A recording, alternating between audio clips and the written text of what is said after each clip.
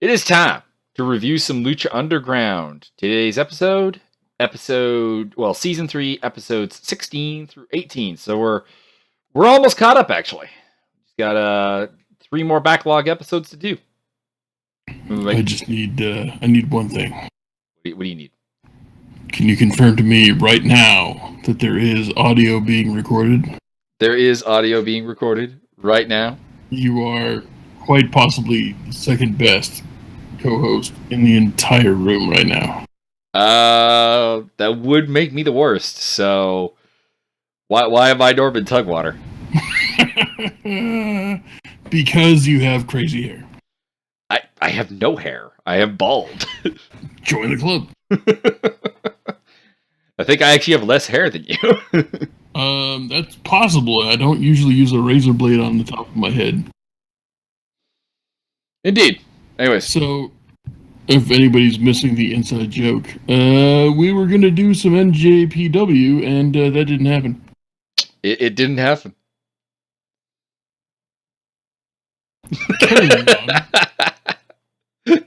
How about them luchas? The luchas were good for the most part. Couple of small gripes, but we'll get to them. And let's kick this off. We started off with episode 16, which started off right away with the Battle of the Bulls final between Mac, Cage, PJ Black, and Jeremiah Crane. Or is it Jeremiah Gray? I keep messing up. It's Crane.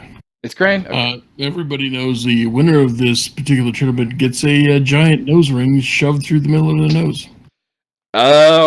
We didn't know what they were going to get other than an ultimate opportunity, which would be obviously revealed before the end of... pardon me, this is the title shot, right? It's the best of 5 gets us the ultimate opportunity. The ultimate unique opportunity. So, first bit I noted was Mac hits a moonsault on Jeremiah and PJ while Jeremiah is headfirst into PJ's balls. It's a good spot. I like it. I enjoy it. We had a bunch of dives, including one from Cage, which that was epic. And really early on, the man of this match was Sami Callihan, a.k.a. Jeremiah Crane. He hits, he did a beautiful, electric chair face buster on PJ Black into the apron. That was really cool. Yeah, that was a thing. Move of the match, though, went to Cage. He was up on... Was it Mac or Jeremiah? Can't remember which, but he's up in a Doomsday device position, and he caught the guy and hit a snap power slam off the top of the guy's shoulders. That was very cool. Very cool. Then I would agree, but I've got the hiccups. You've got the hiccups. Cage gets screwed out of the match when Tejano comes down and hits him with the bull rope shot. And despite getting hit with the foreign object, he still eats a pump kick, a stunner, and a springboard 450 before PJ Black finishes him. So Cage getting put over big time here.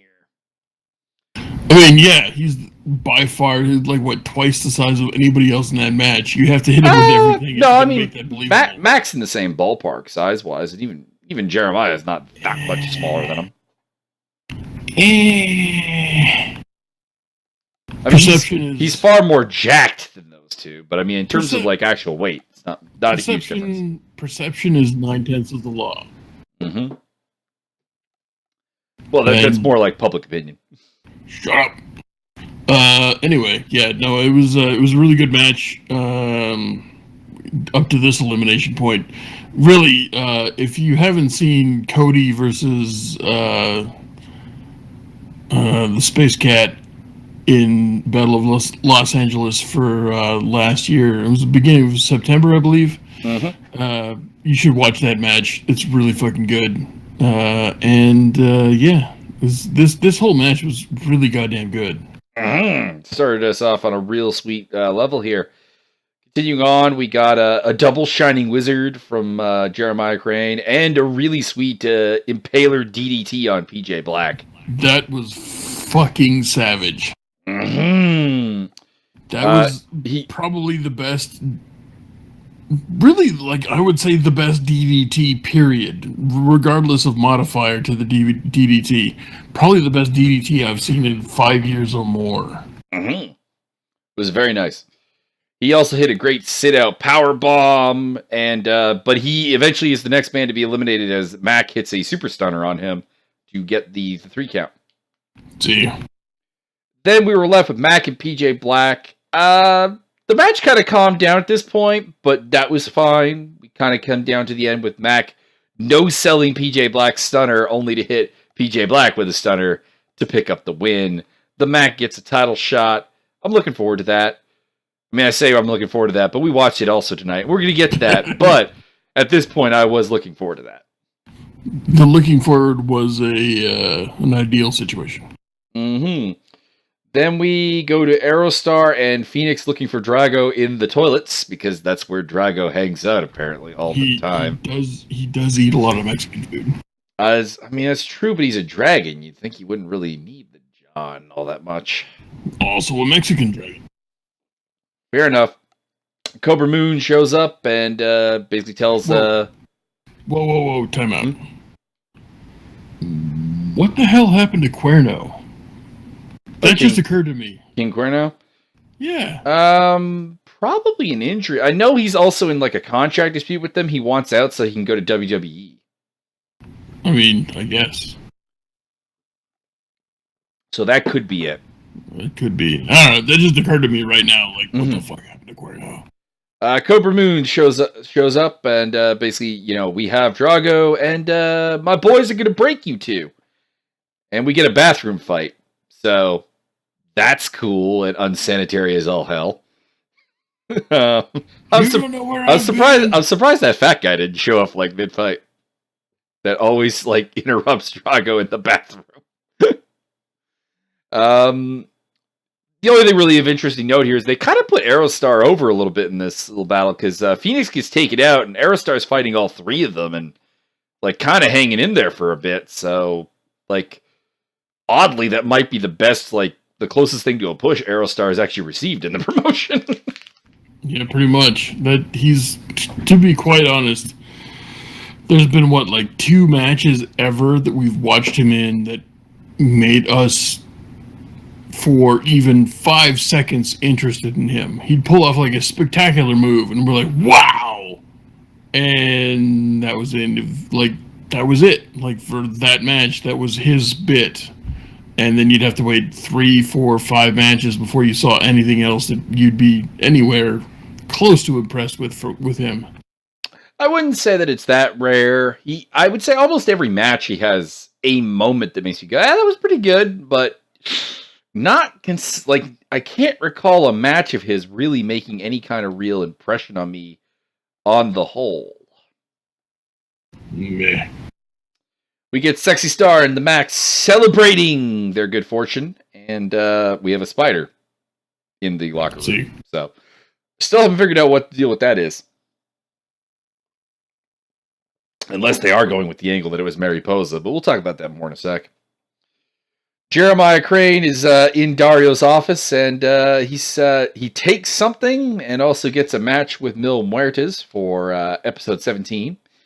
And then he goes to see Katrina and tells her he's going to beat Mil, and then he's going to have Katrina all to himself, which means, threesome with him, Katrina, and Ivelisse. Wow. That's a lot of booty. It's a lot of booty. We go to the cage match. This is only a 2-match episode, but I mean, it made a lot of sense to only have it. We get started out by saying I have my usual problem with the escape the cage ideas. I don't like it because the cage is there to generally assist the face most of the time to prevent heel outside interference. But then you attach a stipulation where the heel can just run away from the fight, or the face can run away from the fight. And not a fan. The match was fine. Nothing really particularly wrong with it, and they worked a style that I think actually hid the fact that Sexy Star really can't keep up with Mundo, or I struggle to think of a man on the roster that she can keep up with. It's not, and it's not a sexist thing because I struggle to think of a woman she can keep up with, except for that was going to be my line. Maybe Cobra Moon. Yeah, but I think that's only because Cobra Moon plays that whole serpent, like slow moving, slithery thing. Yeah. I think if they really were to cut her loose, that Sexy Star would be left way in the dust. Honestly, I can't think of anybody who, other than honestly, weirdly Mil Muertes, there's nobody else on the roster who works as slow and lackadaisical as she does. And even Mil Muertes knows when to turn it up. And the thing is, like, Mil can work that slow style because he's usually the bigger guy in the ring. Yeah, he'll throw power moves and just smash people periodically. And Sexy Star sort of has weird, short-term pitter-patter movements combined with mediocre kind of lackadaisical things. I made a remark earlier in the evening while we were watching the episode that she reminds me like of The Miz, where it's just mediocre pace, kind of soft action, and that's pretty much it. Mm-hmm. We've harped on her a lot. Because I'll say some nice things. She actually does do reasonably good strikes, so that's good. But she's got great charisma. She obviously is in excellent shape. That chick works stupendously hard. It's, no question. It's just that I don't know, like, maybe she's just hesitant in the ring. Maybe she's hesitant to try, like, she doesn't want to hurt anybody. I don't know what it is, but she just doesn't move fast enough, and she doesn't convince me that she's actually making contact with strikes. Mm-hmm. No real spots to talk about in this match because there wasn't anything particularly exceptional. New Mundo has new music, so that's something. I don't care for. I prefer the old music. I like it on the intro, like the first little bit, basically of it. But yeah, when he wins and it goes on for like a longer deal, yeah, it's listen. It's not let's great. Be honest. Let's be honest here. If Taya can't pose to it, it's no good, and that's really going to be the litmus test. We'll see once she gets healthy again and doesn't have to use the crutches. Mm-hmm. Other than that, I didn't like the fact that Sexy Star attempted to escape the cage a lot. I understand it's a way to win, but this was supposed to be like a real personal feud for her, and the face just shouldn't be shouldn't be trying to escape the cage. But that goes to the match problem. They should put the ceiling on all cages from now on. No more this escaping bullshit. Yep, not really a fan. In the end, Mundo got her mask off. We didn't see her face. She managed to cover it up. But then he, scaled the cage, got down, and gave her a pretty good taunt at the end, and retains his title. Yeah, I thought it was pretty good for the end of it. Like, it's totally in line with his character to be that kind of a piece of garbage.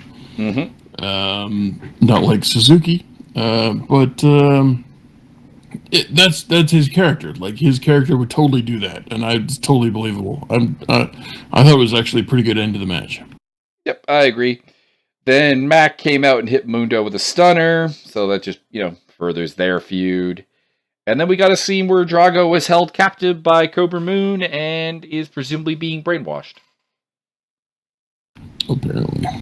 Then we moved on to episode 17, which started off with Prince Puma pledging himself to Vampiro and learning the ways of the dark side. So that'll be fun. We'll get Dark Puma. Sí, El Puma del Negro. And then we headed on to Jeremiah Crane versus Mil Muertes. A short match here, but some good stuff still. I noted that Mil does the corner lariats, like forearm strikes, way better than Roman Reigns, and it's still safe, so take note. So much better. Mm-hmm. So much better is not. It's.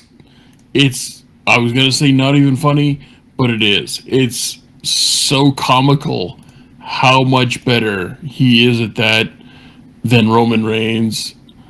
Unbelievable. It's a world of difference. Mm-hmm. And then we had another good power slam from Mil Muertes, so day of the power slam, that's for sure. Yeah. We had Puma come in with a distraction via kendo stick, and he gives Mil a couple of shots, and Jeremiah Crane hits the pump kick for the 3, and Puma continues the assault after the match. See. Then we go backstage where Sexy Star gets a delivery by a Mundo stalker. That's why I'm just referring to him. He's a Mundo fanboy. Like, he's all over Mundo's nuts. He looks familiar, but I could not place where I know him from. It's bugging me. Yeah, he does seem a little familiar, but they haven't even given it a name yet. Didn't even give us a name, so I couldn't even really look it up. Hopefully we'll get the answers before the end of the next couple of episodes. It's a package. There's a picture of Sexy Star without her mask on. I'm aware of what she looks like. I've seen it. Well, there you go. Well, if aren't we just the internet stalker? Actually, kind of a little bit cyborgish. Not gonna lie. Yeah, well, I mean, you give her like 8 or 10 more years of growth hormone, totally cyborgish. Actually, Cyborg's face hasn't changed all that much from the pre-steroids to the post-steroids. Well, it's because she's already got all that calcium built on there. Anyways, she has a spider. We still don't know where the spider is going, unless it was Mariposa, which we'll get into next episode. That don't make no sense. Anyways, we get where are we? Famous B tries to recruit Tejano. Tejano refuses, but I feel like this is probably not over. Let's see.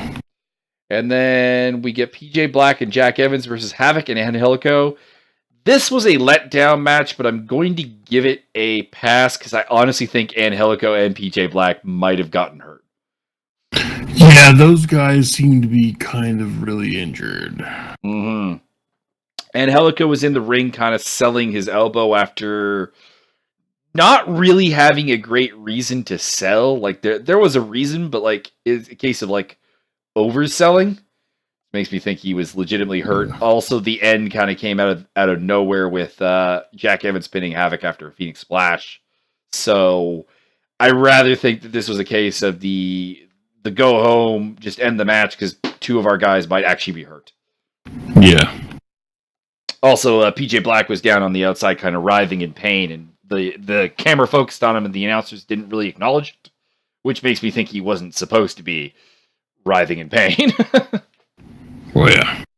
So hopefully we revisit this and we get a match with no injuries, and it's a lot better because this was not an indication of what these 4 men can do together. Because this is a combination that should blow the absolute roof off of a place.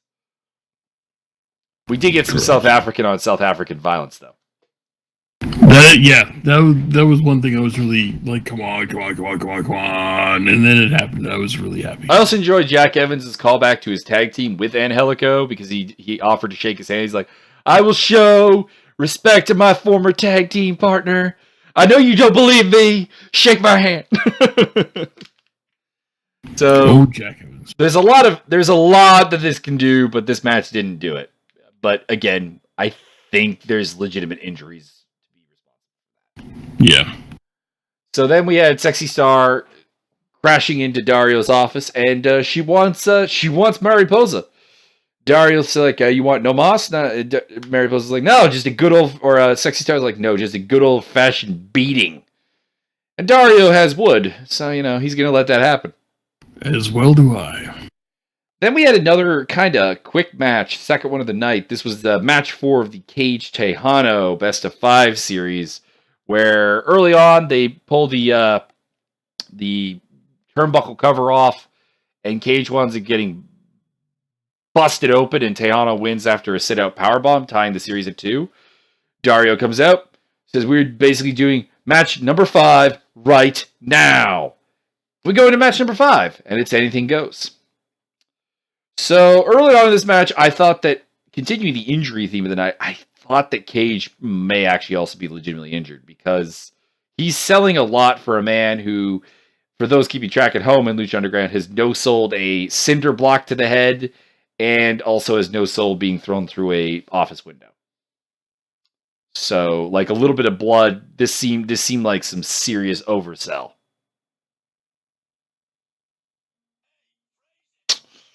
But the match did eventually get going after a really unimpressive start, with Cage beating up Tejano on the outside, ramming him into the office wall. There was another dive from Cage, and he also avoided the sit-out powerbomb, which was nice. The dive was cool. The sit-out powerbomb was cool because, hey, the face learned how to avoid the move that he got hit. I love that. WWE. Take notes. Mm-hmm.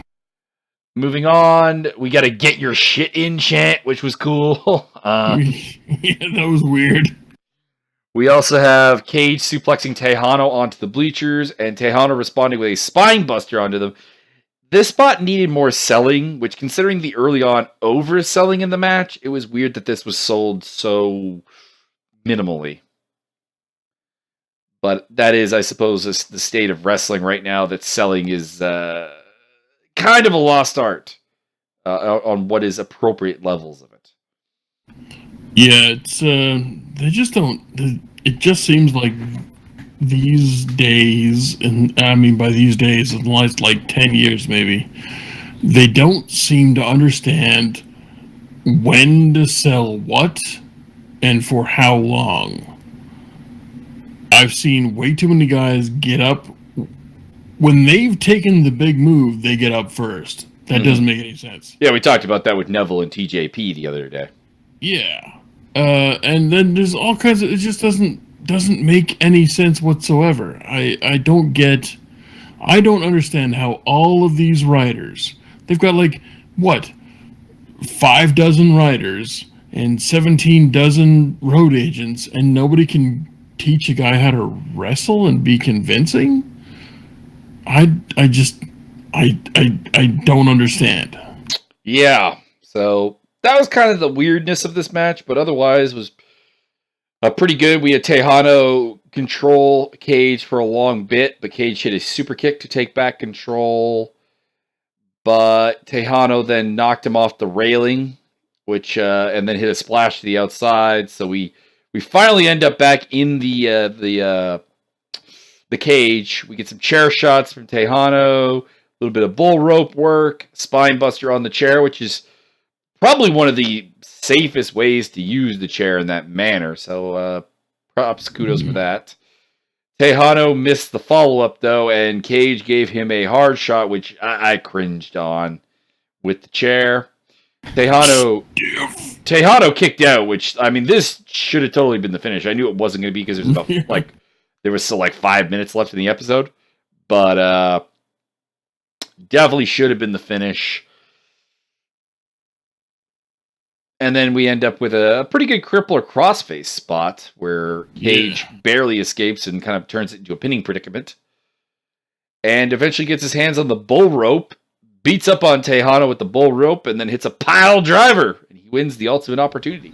Your boy, the sit-out pile driver, no less. Mm-hmm. So the head trauma made this weird because I kind of really feel like Cage might have had his brain scrambled, and then to bring the chair into it, it was cringeworthy a little bit for me.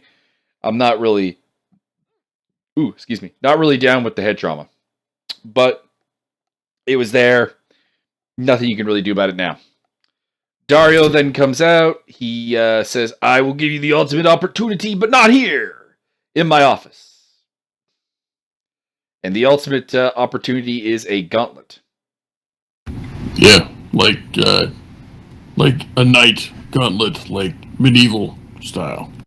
Yeah, and Cage, he doesn't want it, but Dario does persuade him to try it on. And after trying it on, Cage chokes Dario and says he'll keep it. So spread it on. So there you go. Not really sure what the deal with the gauntlet will be. All I know is it's going to be bad for Cage. Yeah, probably. And then we move on to the final episode of our little 3-parter.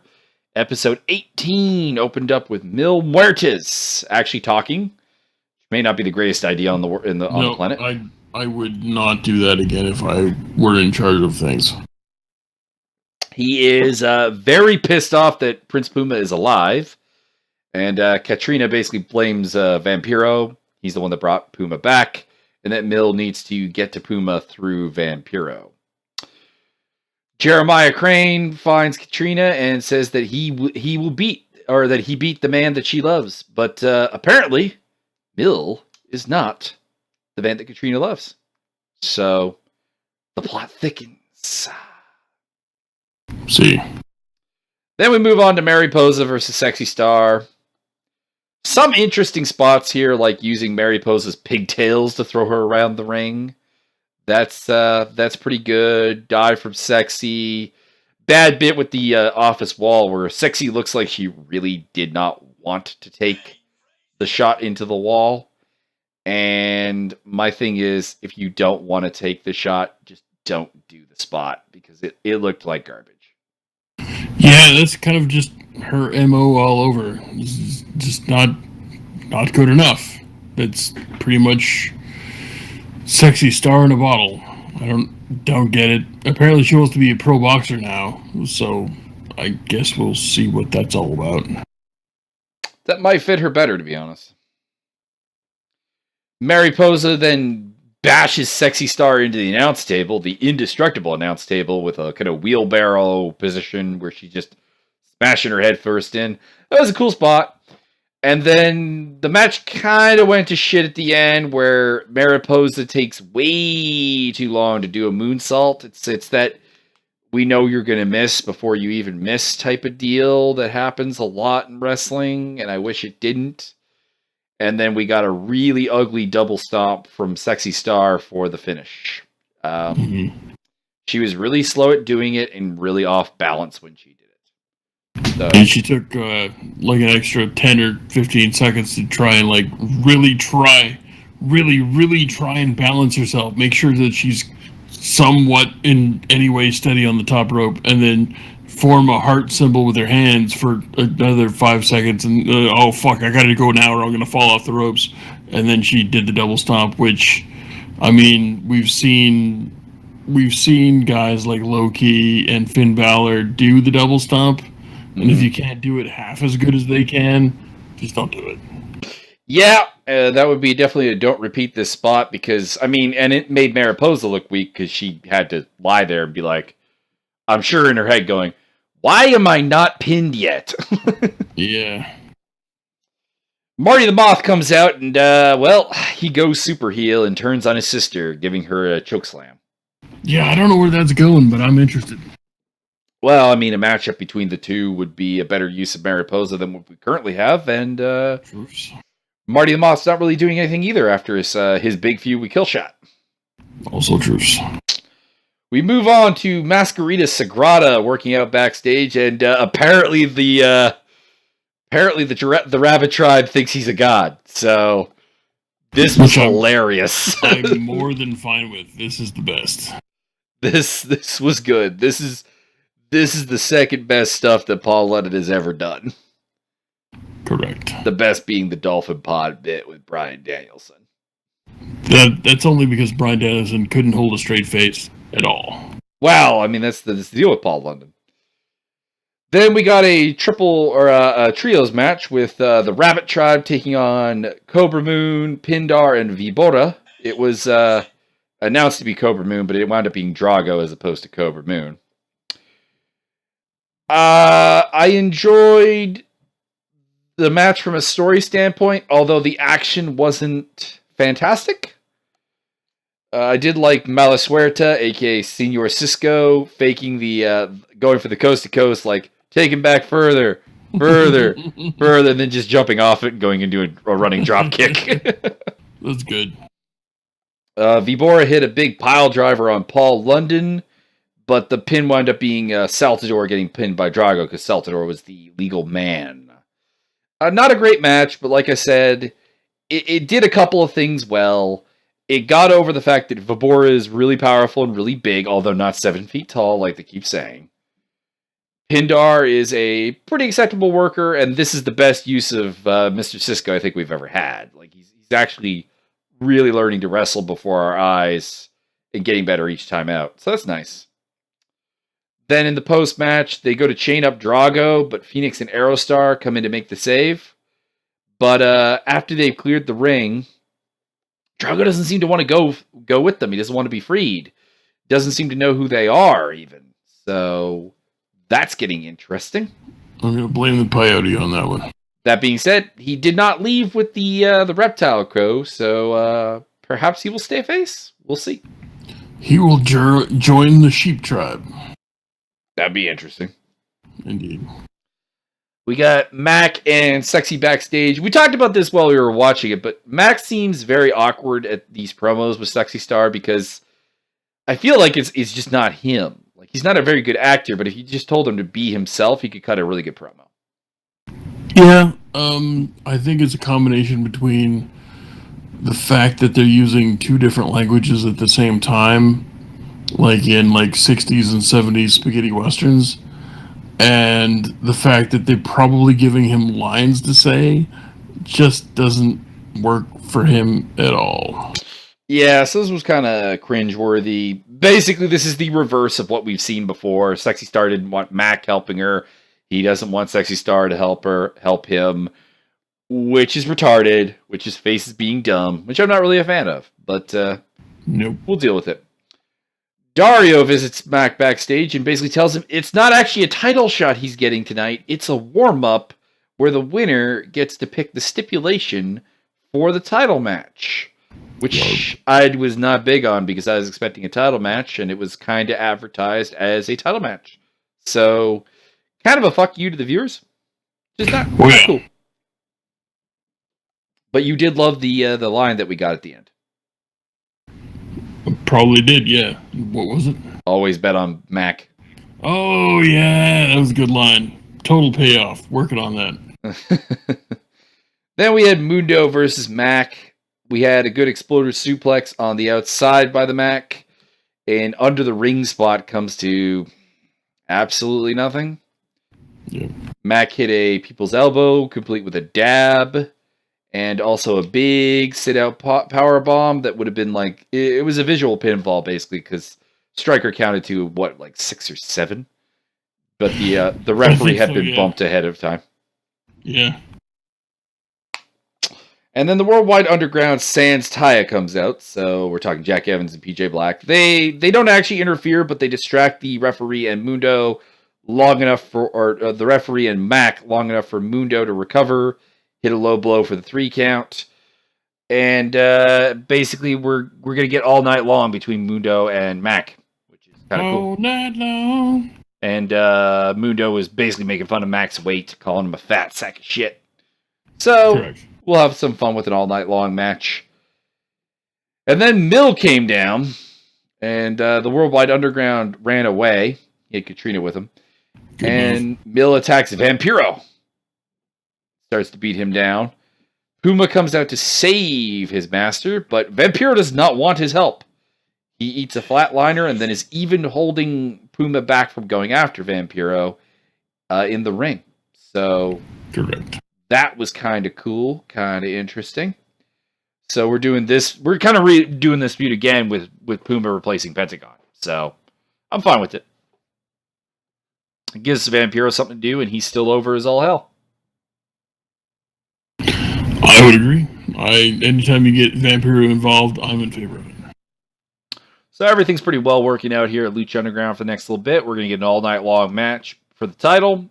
We're going to continue the Drago Reptiles deal, and hopefully in the near future we will find out what the deal with the spider is, because it didn't make any sense that it was Mariposa doing it. So, that storyline better not be over, and we'll figure out who the Mundo fan is, I think, at some point. So that's all the stuff we have to look forward to. As an addendum, did you know that one Sami Callihan was signed to WWE between 2012 and 2015? I was aware. I was not aware. So there's actually a shoot, not a shoot interview, because it wasn't actually an interview, but Kevin Nash went down to the Performance Center and there's a long bit of him and Sami Callihan talking. I did not know that. It's pretty interesting because it was Sami Callihan kind of basically asking Kevin Nash for ideas of how to get over without being huge, and Kevin Nash actually giving him some really good advice, which, again, I've always said this, Kevin Nash has a great mind for the business. The problem with him in like Impact Wrestling was that he was still wrestling and was still an in-ring talent. Had they just used him as an agent, a booker, a creative source, I think it would have worked out really well. I vote we elect Kevin Nash president of the world.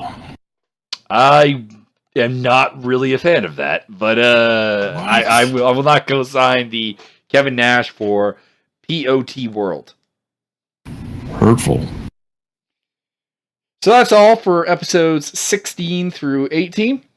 We've got 19, 20, and 21 left, and then we're completely caught up and ready to roll. Indeed. I get out of my hacienda. That's rude to the fine people. Yeah. True. I suppose. We're going... It's part of my new heel persona. Your new heel persona that you continuously try to develop and then abandon. Correct. Anyways, tune in next time to find out where Byron's heel persona is going, and we continue to explore the idea of an explorer suplex. Indeed. And the reverse explorer. You just stay at home the whole time.